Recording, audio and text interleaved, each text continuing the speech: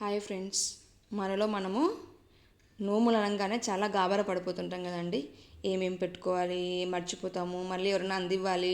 ఒకరున్న వాళ్ళ ఇంట్లో అయితే చాలా కష్టం అవుతుంది. సో వాళ్ళ కోసం నేను మీకు ఏమేమి వస్తువులు అయితే గరుడ పంచమి నోములకు అవసరం పడతాయో అవి ఇక్కడ లిస్ట్ తీసుకున్నానండి. ఈ లిస్ట్ ప్రకారం మీరు పెట్టుకుంటే మీకు ఎలాంటి హడావిడి ఉండదు. ముందుగా పసుపు, కుంకుమ, గంధము, అక్షింతలు, ఆకులు, ఒక్కలు, పసుపు కొమ్ములు, తోరములు, గరక, ఉత్తరేణి, పూలు, సెమ్మెలు, హారతి పలక, అర్ఘ్యపాత్రలు, కడ్డీ ఒత్తులు, పండ్లు. కథ తర్వాత మనము 5 ఒత్తులు వేసుకొని ఇచ్చే హారతి ఒత్తులు, కర్పూరము, టెంకాయ, నైవేద్యము, గ్లాసు. మన టెంకాయ కొట్టిన తర్వాత నీళ్ళు వేసుకోవడానికి ఒక గ్లాసు, ఒక బ్లౌజ్ పీసు, బియ్యము, ఒక ఎక్స్ట్రా క్లాత్ మనం చేయి తుడుచుకోవడానికండి, ఎక్స్ట్రా ప్లేట్స్ మనం ఏమైనా అప్పుడు అర్జెంటుగా పెట్టుకోవాలనుకుంటే పక్కన ఒక ప్లేట్లో పెట్టుకోవచ్చు. నోములు ఎలా సిద్ధం చేసుకోవాలంటే ముందుగా మనము ఈశాన్య మూలకు లేకుంటే మీరు ఎక్కడైతే నోములు చేసుకోవాలనుకుంటున్నారో ఆ ప్లేస్ అంతా నీట్గా తుడుచుకొని అక్కడ ముగ్గుతో ఎర్రమణతో ముగ్గు పెట్టండి.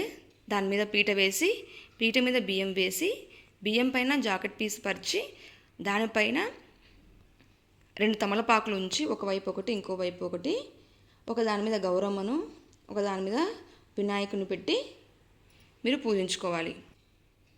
ముఖ్యంగా గమనించుకోవాల్సిన విషయము, తొడిమెలు మాత్రం ఉత్తర దిక్కుగా పెట్టకూడదు. అలాగే గౌరవమ్మ ముందర గౌరమ్మకు పెట్టే తాంబూలము, వినాయకుని ముందర వినాయకుని పెట్టే తాంబూలము ఉంచుకోవాలి.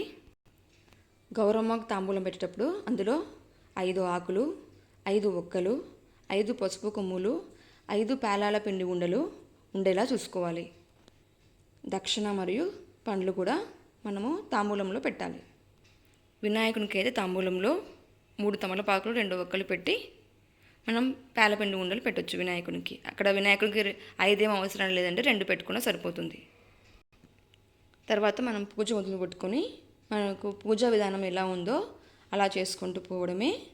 మనం ఇక్కడ వస్త్రము, కోటి దంజం కూడా చేసుకుని పెట్టుకోవాలి. అక్కడ వస్త్రం అన్నప్పుడు వస్త్రం ఉంచాలి. యజ్ఞోపవీతం అన్నప్పుడు మనము కోటి దంజాన్ని అమ్మవారికి మరియు వినాయకునికి వేయాలి. నైవేద్యం తర్వాత మనము కడ్డీ ఒత్తులది హారతి ఇవ్వాలండి. నీరాజనం వచ్చినప్పుడు కడ్డీ ఒత్తులది హారతి ఇవ్వాలి. కథ అంతా అయిపోయినాక మనం 5 ఒత్తులు వెలిగించి పెట్టుకుంటాం కదండి. ఆ 5 ఒత్తులతో కథ తర్వాత నీరాజనం ఇచ్చి కథ ముందే మనము తోరం కట్టుకోవాలి. తోరం ఉన్న శ్లోకం చెప్పుకొని తోరం కట్టుకోవాలి. తర్వాత మనము ఉద్వాసన ఇచ్చి అమ్మవారిని కదిలిస్తే సరిపోతుందండి. Thank you.